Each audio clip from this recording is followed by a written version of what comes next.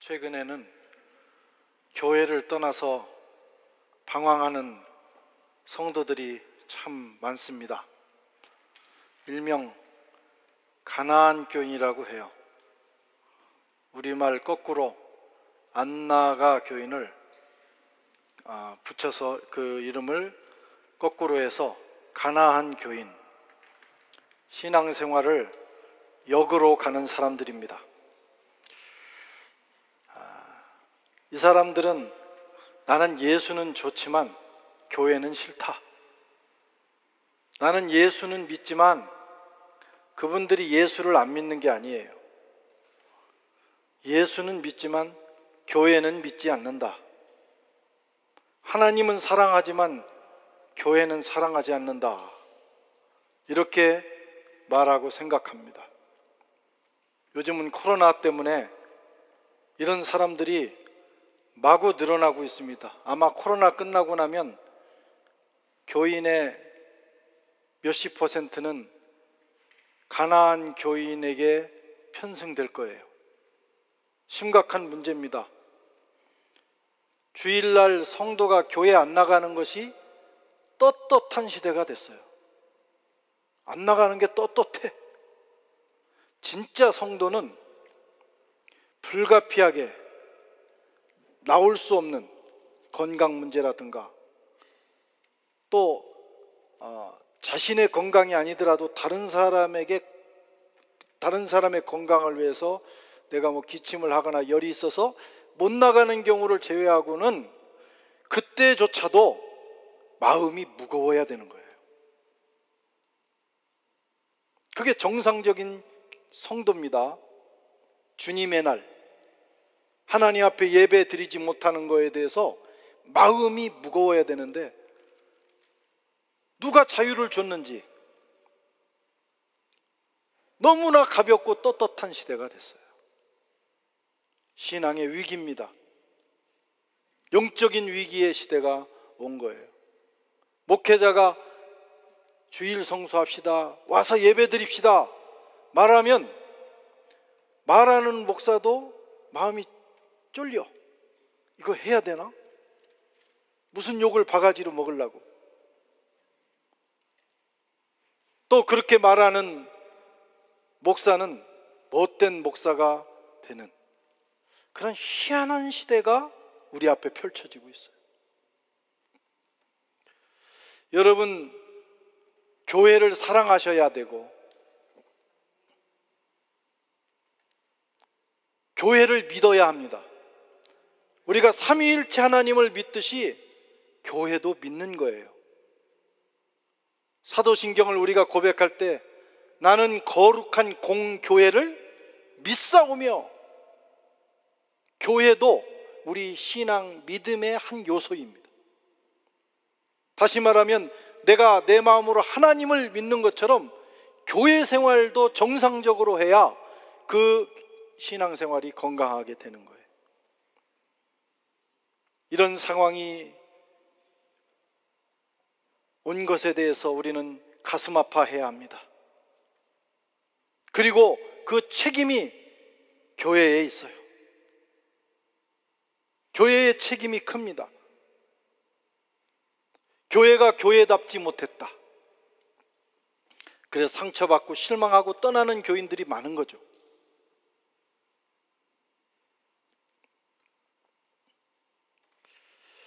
교회가 교회되게 되어야 합니다. 교회다운 교회. 교회만 문제가 있는 건 아니죠. 성도들의 인식도 문제가 있어요. 죄송합니다.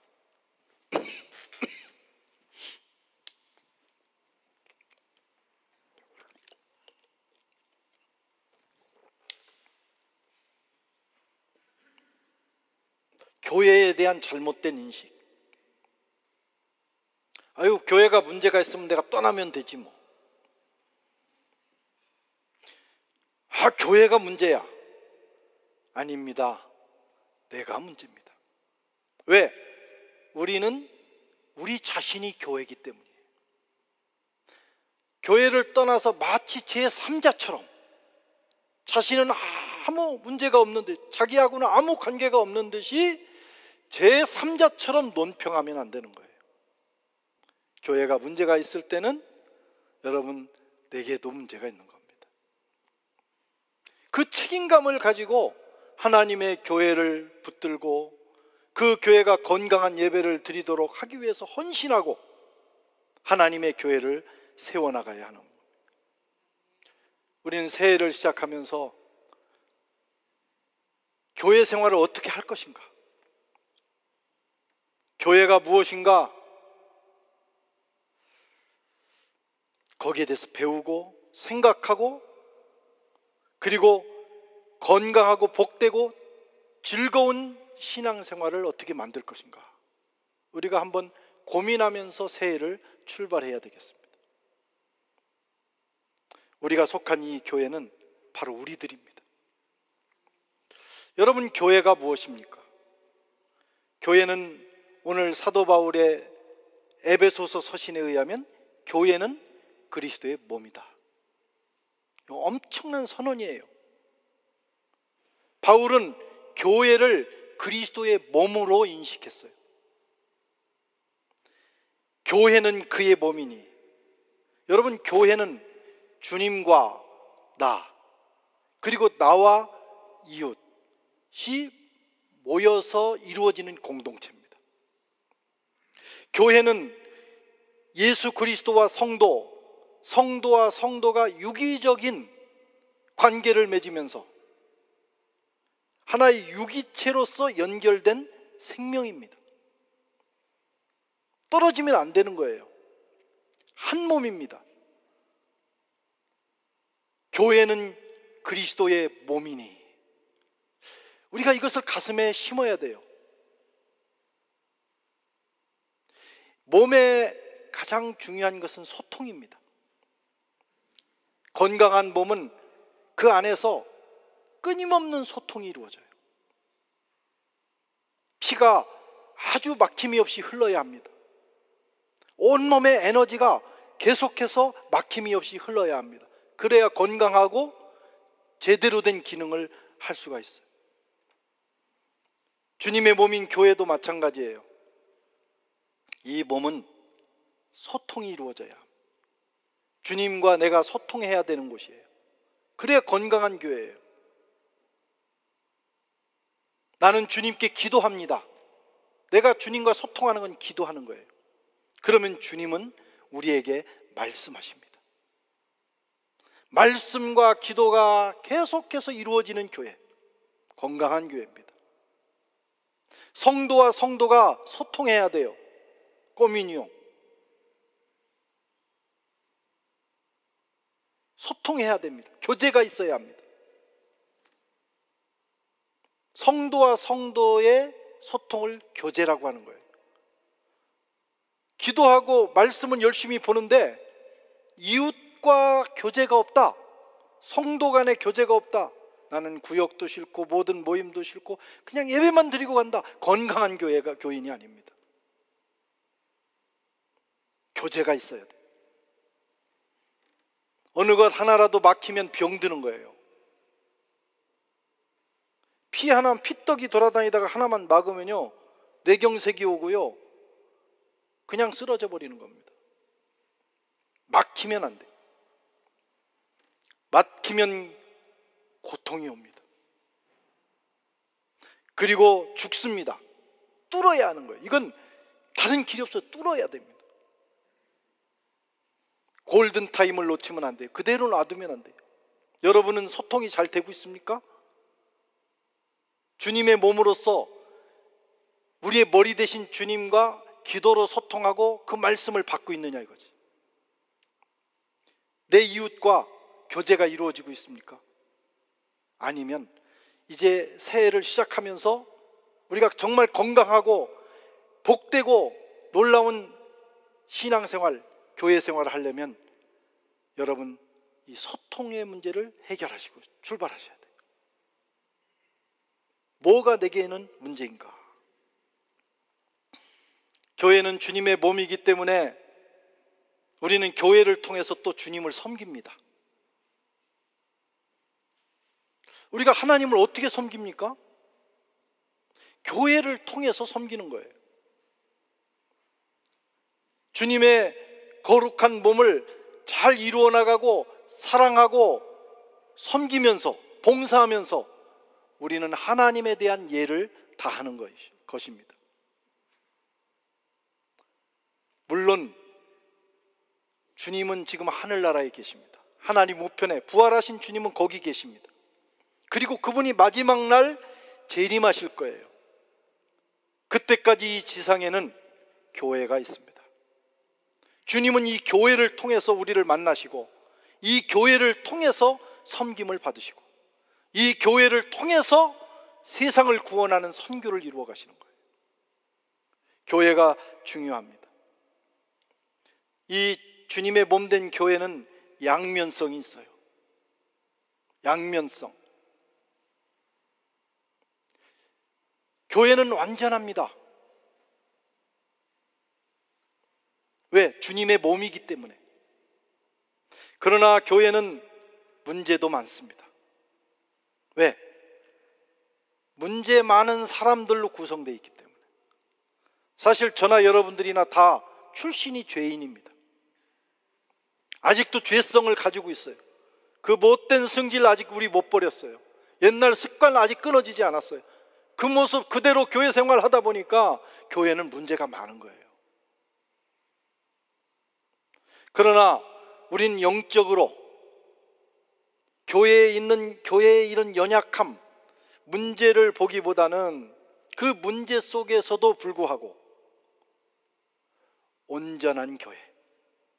왜? 주님의 몸이기 때문에. 주께서 이 교회를 내 몸이라 지칭하셨기 때문에 교회는 온전하다. 많은 문제가 있지만 본질적으로는 온전하다.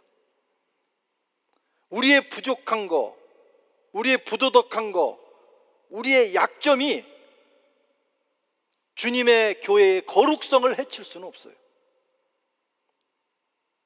왜냐하면 이것은 주님의 몸이기 때문에. 그것을 우리가 알고 교회를 바라보셔야 돼요. 제발 제3자가 되지 말고 내가 교회다. 그리고 이 교회는 주님의 몸이다. 이렇게 생각하셔야 돼요. 주님께서 실제로 이 땅에 오셨을 때 사람들은 그를 알아보지 못했어요. 왜? 초라했어요. 사람처럼 먹지 않으면 배가 고파하셨어요. 피곤하면 주무셔야 됐어요. 인간적인 한계를 잊고 계셨어요. 그렇다고 해서 그분이 온전하지 않은 분은 아니었어요. 그럼에도 불구하고 그는 하나님이셨고 주님이셨고, 할렐루야. 겉으로는 흠모할 것이 하나도 없는 초라한 갈릴리의 사나이여 있지만 그저 십자가에 사람들이 못을 박으면 죽을 수밖에 없는 연약한 존재였지만 그럼에도 불구하고 그는 처음부터 끝까지 온전하신 주님이셨어요. 교회는 그런 것입니다. 마치 주님, 이 땅에 오셨던 주님과 같은 거예요. 여러분, 조직으로 말하면 오늘날 이 다국적 기업들이 훨씬 위대합니다.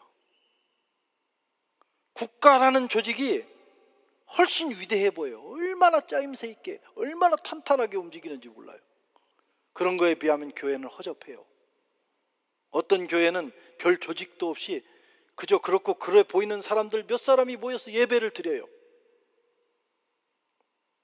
그러나 영적으로 보면 교회가 더 위대한 것입니다. 왜? 주님의 몸이기 때문에 많이 모이든 적게 모이든 이 교회는 살아계신 우리 주님의 몸이기 때문에 교회는 온전한 것입니다. 신앙생활은 영적으로 하는 거예요. 영적인 눈으로 우리가 교회를 바라보고 대해야 합니다.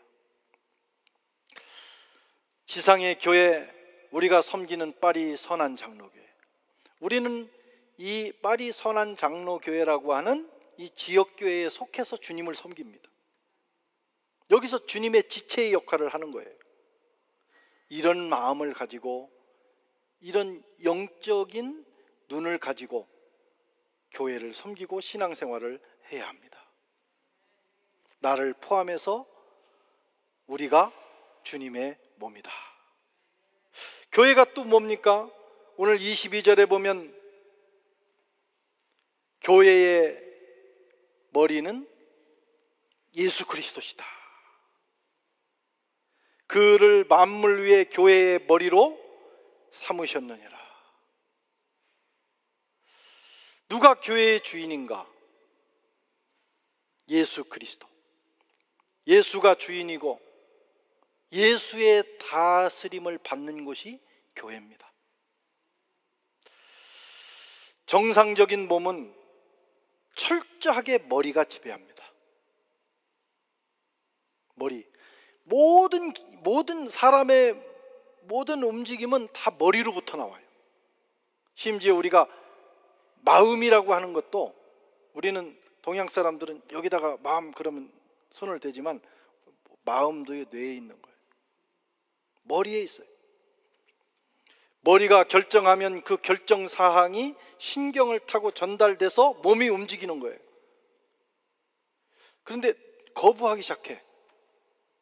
그 신경에 문제가 있든지 아니면 어느 지체가 그걸 거부하기 시작해. 잘 전달이 안 돼. 그럼 병드는 거죠. 중풍이 오고 또 치명적인 질병에 빠지게 돼요. 정신질환이 오는 거예요.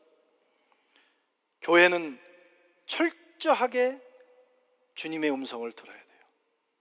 주님의 뜻이 무엇일까? 주님이 뭐라고 말씀하시는가? 늘 귀를 열고 우리는 들어야 합니다. 그리고 순종해야 됩니다. 교회 안에서 그 누구도 주인이 되어서는 안 됩니다.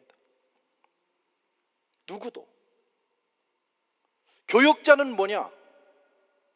교역자는 관절과 힘줄로서 마디와 마디를 연결시켜주고 그 기능이 잘 돌아가도록 돕는 역할을 하는 거예요. 교역자도 주인이 아니에요. 주님의 명령이 잘 전달되도록 하는 것이 교역자입니다. 16세기 중세 교회는 그렇지를 못했어요. 자, 다시 위근호 시대로 돌아가 봅시다. 16세기 종교개혁이 일어날 때 중세 교회는 철저하게 그리스도가 배제된, 사람이 주인된 시대였습니다. 주님의 교회가 아닌 성직자들의 교회, 성직자가 지배하는 교회, 교황의 말이 성경과 버금가고 때로는 성경보다 더 높은 가치가 있던 시대, 그게 중세 말기였습니다. 예수를 섬겼죠. 예수님께 예배도 드렸죠. 그러나 실제로 예수님이 주인 되지는 못했어요. 명목상 하나님이 계셨고 명목상 그리스도가 계신 거예요. 하늘에 하나님이 계시다면 이 땅에는 교황이 있는 시대. 하나님은 명목, 그런 시대가 있었어요. 예수 그리스도의 자리를 성직자가 대치합니다. 그리고 그 당시의 시대는 철저하게 계층, 하이라키 구조, 정점에 교황이 있고 그 밑에 또 추기경들이 있고 뭐 주교가 있고 사제가 있고 일반 성도들이 있고 계급사회라 이거예요. 물론 제일 위에 있는 교황은 예수 그리스도의 대리자라고 합니다. 그러나 지상에서는 최고의 권위자였습니다. 그리고 그들의 그러니까 성직자들이 지배하는 그 구조, 교회만 지배한 게 아닙니다. 정치적으로도 지배했어요. 정치와 하나가 돼서. 그리고 그것을 지배할 수 있도록 만들어 놓은 구조가 뭐냐면 칠성례라는 거예요. 7가지의 성례. 이 성례는 성직자만이 할 수 있고, 이 성례에서 제외되면 구원이 위태롭게 됩니다. 그리고 모든 기득권을 빼앗기게 되는 시대. 무서운 거예요. 그래서 수찬 금지, 성찬 금지됐다 그러면 구원에서 제외된 것과 같은 거예요. 얼마나 무섭습니까? 그 시대에. 그래서 이런 구조를 가지고 있고, 그 끝에 사람이 있고, 그리고 그것을 옹이하는 기능이 뭐냐면 7 성례가 있었어요.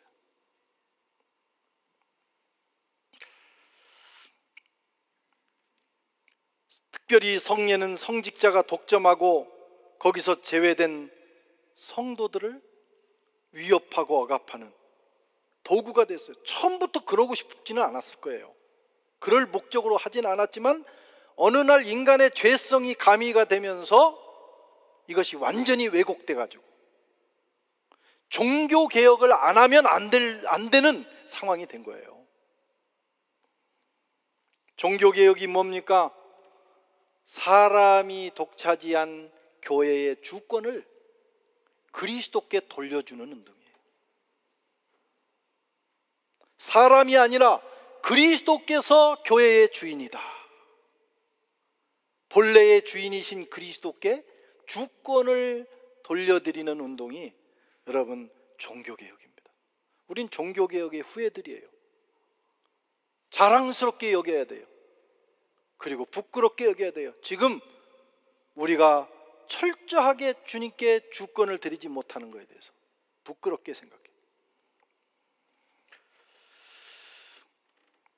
주님께 이 주권, 교회의 주권을 돌려드리기 위해서는 2가지를 깨야 되는 거예요. 이 계층 구조, 하이라키 구조를 깨야 돼요. 이 독재 구조를 깨야 돼요. 그리고 또 하나 깨야 되는 게 7 성례의 구조를 깨야 되는 겁니다. 그걸 깨트린 것이 종교개혁 운동이에요. 마틴 루터는 만인 제사장설을 주장했어요. 우리 잘 알죠? 학교에서도 배웠죠. 종교개혁, 만인 제사장설. 이 만인 제사장설이 이 계층 구조를 깬 겁니다. 구원과 예배와 기도에 있어서 이제부터는 모든 성도가 성직자를 통하지 않고 직접 하나님을 만날 수 있다. 옛날에는 다 성직자를 통해서, 회개도 혼자 안 돼요. 그분이 다 거기다 고백하고 그리고 거기서 오케이를 해야 되는 거예요. 그럴 필요 없다. 주님께 직접 나가서 주님께 고백하면 주님이 만나주시고 주님이 해결해 주신다. 만인 제사장서. 그리고 모든 성도는 그 지위가 동등하다. 에기알리 때. 계급이 없다 이거예요. 교회에. 폭탄 선언입니다. 특별히 그 시대에. 성직자와 평신도는 계급이 아니라 기능에서 다를 뿐이다. 물론 그렇다고 해서 이 만인 제사장설이요, 오늘날 또 왜곡된 게 뭐냐면, 야 그런 게 없으니까 계급이 없다, 평등하다, 그러니까 어디까지 가버렸냐면 기능까지도 다 보편화시키는 거예요. 그렇지는 않습니다. 종교개혁자들이 말하는 만인 제사장설은 우리가 신분에 있어서 다 평등하지만 기능은 달리하는 거예요. 목사는 목사의 기능을 하고, 사제는 사제의 기능을 하고, 성도는 성도의 기능을 하는 거예요. 왜? 사제나 목회자가 해야 되는 설교나 가르침은 전문적인 거예요. 공부를 해야 된다 이거예요. 뒷불름을 따야 되는 거예요. 그래서 안수를 받아야 되는 거예요. 아무렇게나 할 수 없는 거기 때문에 기능 면에서는 차이가 있는 겁니다. 전문성이 필요하다. 그걸 잘 기억을 하셔야 돼요. 만인 제사장, 우리는 만인 제사장설 아래에 있는 사람들이에요. 우리는 다 평등합니다. 교회에는 어떤 계급도 존재하지 않습니다. 담임 목사와 부목사 간에도 계급이 아니에요. 기능이 다르고 서로 위치를 존중할 뿐이에요. 성도와 성도도 마찬가지. 이게 종교개혁입니다. 그 구조를 깨버렸어. 깔뱅과 위그노도 이 만인 제사장서를 받아들입니다. 그런데 깔뱅은 조금 더 과격해요. 조금 더 진보적입니다. 개혁교회라고 합니다. 이걸 에글리지 헤폼에 개혁신학, 개혁교회라고 하는데, 교회의 직분은 목사, 장로, 집사, 교사로 받아들여요. 깔뱅은 에베소에 나와 있는 대로. 위그노 교회는 조금 더 단순화시킵니다. 목사와 장로와 집사가 있고, 그러나 이들 사이에는 계층 구조는 없다. 계급이 없다 이거요. 그리고 교회의 중요 사항은 당회, 시찰회, 노회, 총회라고 하는 조직을 통해서 결정되는데, 어떤 한 사람이 마음대로 하는 게 아니라는 거예요. 그렇게 결정되도록 구조를 만들었어요. 그리고 거기에 대표를 보내는 겁니다. 당회에는 교회의 대표들이 들어가고, 또 시찰회와 노회에는 교회의 대표가 가고, 총회에는 노회의 대표들이 가는 거예요. 뽑혀서 그 안에서. 이게 교회 정치 모델이에요. 이게 종교개혁 때 만들어졌어요. 왜? 계급을 없애버리고, 그리고 어떤 결정을 합리적으로 하기 위해서. 그래야 최대한 오류를 없애니까. 공화제와 대의 민주주의 요소를 이 종교개혁자들의 교회 구조에 가지고 있었어요. 사실 저는 민주주의의 뿌리가 여기에 있다고 봅니다. 실제로 우리나라가 상해 임시정부 때 임시정부 헌법을 만들잖아요. 그 헌법을 만들 때 임시정부 헌법 1조와 2조에 이 두 가지 요소를 기입을 합니다. 공화제와 대의 민주주의. 우리나라는 그렇게 가겠다는 거예요. 그것을 이어받은 것이 이제 우리 남한이죠. 이것은 개신교인들이 3.1운동에 대거 참여하고, 그 다음에 독립운동에 대거 참여해요. 그 당시에는 우리나라 그 독립운동을 할 때 독립운동을 하는 우리나라 지도자들의 상당수가 개신교인들이었어요. 교인들이었다 이거. 교회는 전국적인 조직을 가지고 있었고, 교회가 거의 유일하게 해외와 선교사를 통해서 소통할 수 있는 구조였기 때문에 나라를 걱정하는 지성인들이 교회로 들어왔어요. 그분들이 신앙생활을 하고 목사가 되고 장로가 되고 교회에서 신실한 사람들이 되면서 독립운동을 같이 했기 때문에 3.1운동, 특별히 33인 가운데는 16명이 개신교도였어요. 그럴 수밖에 없는 그런 구조였는데, 그때 이제 임시정부 헌법을 만들 때 일본이나 우리나라나 중국에는 이런 공화제 또는 대의민주주의라는 개념 자체가 없었어요. 그런데 이 임시 헌장을 제정하는 일을 주관했던 사람이 조수왕이라는 사람인데, 이 사람이 바로 개신교인이었습니다. 그래서 학자들은 이 사람이 장로교회의 헌법을 연구하고 영향을 받았을 것이다, 이렇게 보는 거예요. 그 당시에 그런 개념이 없던 시대에 우리 임시정부 헌장에 그런 놀라운 요소들을 집어넣은, 민주주의적인 요소를 집어넣은 것이 그런 이유일 거다, 그렇게까지 봅니다. 여러분, 이 종교개혁, 하이라키의 구조를 깨트리고 모든 사람이 교회 안에서 평등하다고 하는, 그래서 그런 정치 구조를 만들었던 500년 전에 그것이 사실은 우리나라가 민주화되는 과정에도 영향을 미친 거예요. 위대한 일입니다. 그걸 자랑스럽게 생각을 해야 돼요. 세속 역사가들은 이걸 기록하지 않습니다. 한국 교회가 구한 말부터 오늘날까지 한국 사회에 어떤 영향을 미쳤느냐, 자꾸 교회의 역사를 배제하려고 역사를 왜곡시킵니다. 우리는 알아야 됩니다. 우리가 가진 역사가 얼마나 소중한 역사고 대한민국이 여기까지 오는데 좋은 영향을 줬는지도 알아야 돼요. 하여튼 그렇게 해서 이 종교 개혁 때는 이 하이라키 구조를 깨트렸어요. 그 다음에 두 번째로 뭘 깨트려야 돼요? 칠성례로 무장된 그 성직자들의 권위 체계를 깨트려야 돼요. 루터는 교회의 바벨론 포로라는 논문을 냈습니다. 교회가 어디에 포로돼 있어요? 성례전에 포로가 돼 있다. 그리고 성직자들은 그걸 가지고 성도들을 지배하고 있었어요. 그래서 종교개혁자들은 성경에서 말하지 않는 성례는 다 제거했어요.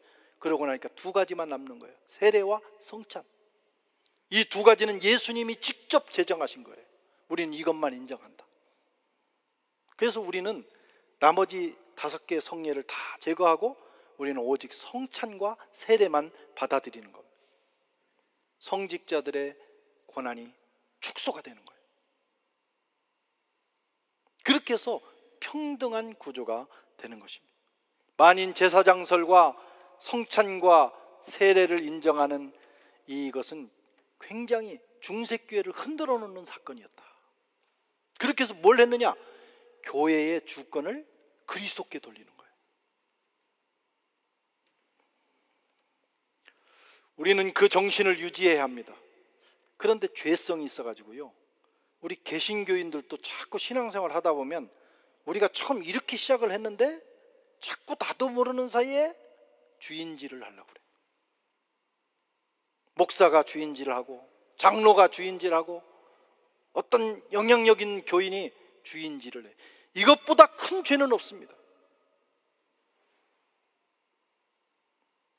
모르고 했다면 우리가 회개해야 되고 알고 했다면 더 크게 회개해야 합니다. 교회의 주인은 철저하게 예수 그리스도시다.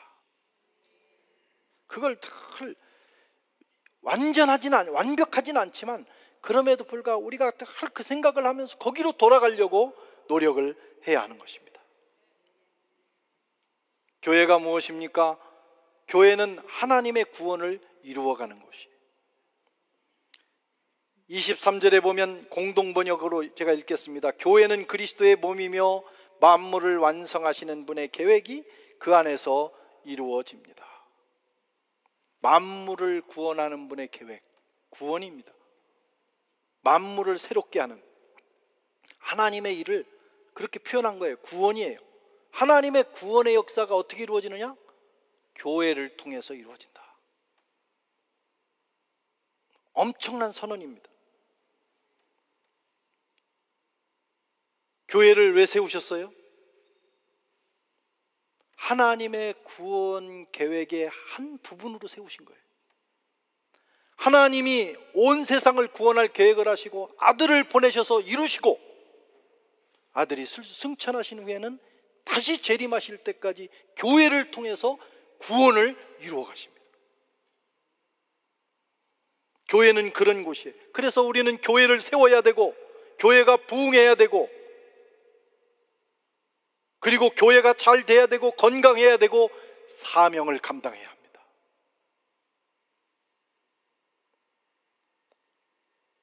우리가 교회를 무너뜨리는 것은요, 하나님의 구원 계획에 도전하는 거예요.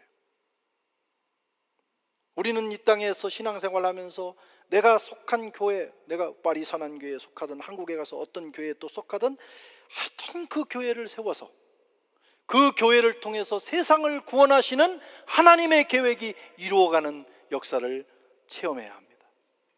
마귀와 음부의 권세는 교회의 대척점에 있어요. 예수님께서 마태복음 16장에 교회에 대한 말씀을 하시면서 음부의 권세가 교회를 이기지 못하리라. 음부의 권세가 교회와 싸운다는 거예요.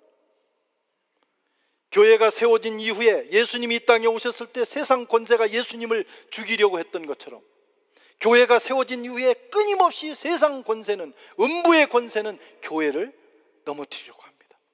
박해합니다. 그냥 두지 않습니다. 2000년 동안 교회는 끊임없는 시험을 당하고 끊임없이 도전을 받고 박해를 받고 오늘날까지 왔어요. 세상의 음부의 권세는 예수를 십자가에 못 박은 것처럼 교회를 무너뜨립니다. 요한계시록 12장 17절에 용이 여자에게 분노하여 돌아가서 그 여자와 여자의 남은 자손 곧 하나님의 계명을 지키며 예수의 증거를 가진 자들로 더불어 싸우려고 바다 모래 위에 섰더라. 세례 요한이 탁 그 계시의 환상을 보는데 한 장면이 나오는데 여자의 남은 자손, 교회를 의미합니다. 성도들을 의미합니다. 거기와 싸우려고 용이 서 있는 거예요. 주님 오실 때까지 이 상황은 계속됩니다. 교회와 세상은 늘 그런 관계예요. 그러나 요한계시록의 결론은 뭡니까? 교회가 승리한다. 그리스도의 몸이 승리한다. 그 마지막 승리가 어디서 이루어지느냐? 주님의 재림을 통해서 이루어집니다. 음부의 권세가 아무리 강하고 마귀의 역사가 아무리 가락하다 할지라도 여러분, 교회는 궁극적으로 승리합니다. 우리는 그것을 믿어야 합니다. 주님이 이 땅에 재림 예수로 오셔서 역사의 종지부 오메가 포인트를 찍는 순간, 주님의 재림 파루시아가 이루어지는 그 순간에 최종 승리가 결정되는 거예요. 우리는 그 승리의 대열에 들어있는 사람들입니다. 교회는 그런 곳이에요.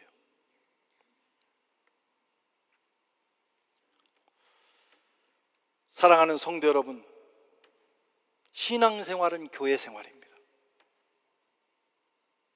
신앙생활 잘 하려면 교회 생활을 잘 하셔야 돼요. 교회는 주님의 몸입니다.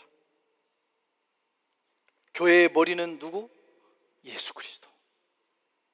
그리고 교회는 세상을 구원하는 사명을 감당해야 되는 곳입니다. 저와 여러분이 속한 이 교회는 그런 곳입니다. 그러므로 우리가 주님의 몸을 대하듯이 대하고 주님을 사랑하듯이 사랑하고, 그게 교회 예배든지 교회 일이든지, 여러분들이 와서 주일날 찬양을 하고 또 CFC가 와서 그 예배 준비를 하고 또 여기 예배당을 닦고 하는 것이 다 우리가 주님을 사랑하고 섬기는 예예요. 그렇게 하면서 주님의 몸된 교회를 건강하게 세워나가고 또 이 교회가 세상을 구원하는 전도와 선교의 사명을 잘 감당하면 그걸 통해서 우리가 하나님 나라의 그 거대한 그 구속사의 한 부분을 감당하게 되는 것입니다. 그런 역사가 저와 여러분들에게 있기를 바라고, 또 주님은 이렇게 교회를 사랑하고 섬기고 이 교회를 통해서 세상 구원하는 일에 동참하는 이들에게 선물을 주십니다. 물론 마지막 날에는요, 금면류관을 주시겠지만, 제가 신앙생활 어려서부터 해보고 또 목회를 해보면 정말 신실하게 하나님의 교회를 사랑하고 섬기는 사람들에게는 이 땅에서도 선물을 주시더라고요. 우리가 선물 받자고 꼭 하는 거 아니지만 그래도 얼마나 좋습니까? 신앙생활을 잘하면 하나님께서 우리의 삶을 또 복되게 해주셔요. 그런 은혜가 있기를 주의 이름으로 축원합니다. 하나님